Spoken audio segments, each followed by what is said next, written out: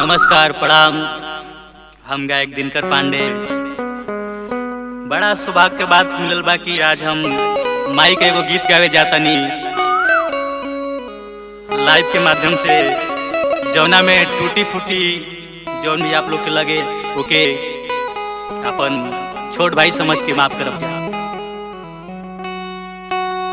आई जा, हम गीत सुनावल चाहतानी आप लोग के। रेशम के डोरिया बाटे सोना के पलनवा, हो कि निबिया डड़वाना, हो कि निबिया डड़वाना, मैया मोरी झूले ली झूलनवा, हो कि निबिया डड़वाना।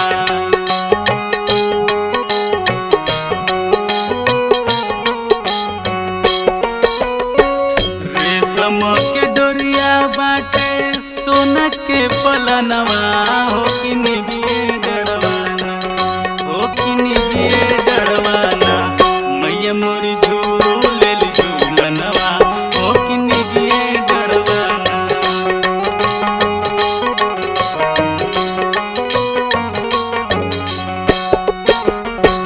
पनिया पियावे मालिन बेनिया डोलावे,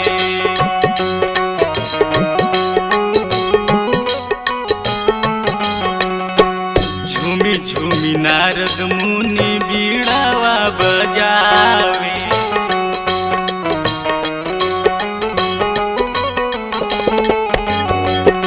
पनिया पियावे मालिन बेनिया डोलावे, झूमी झूमी नारद मुनि बजावे।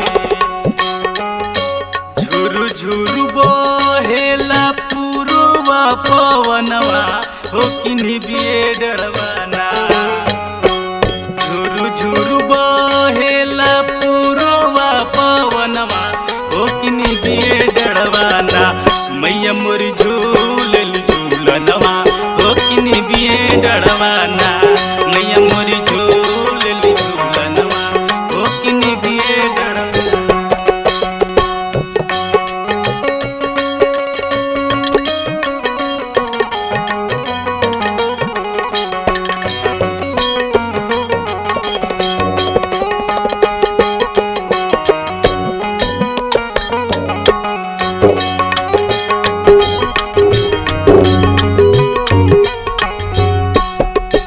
गैया के गोबरा से खोरिया लिपाई,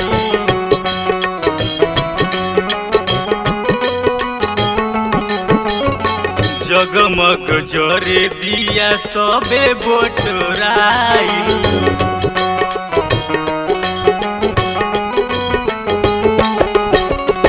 गैया के गोबरा से खोरिया लिपाई, जगमग जरे दिया सबे बोटाई।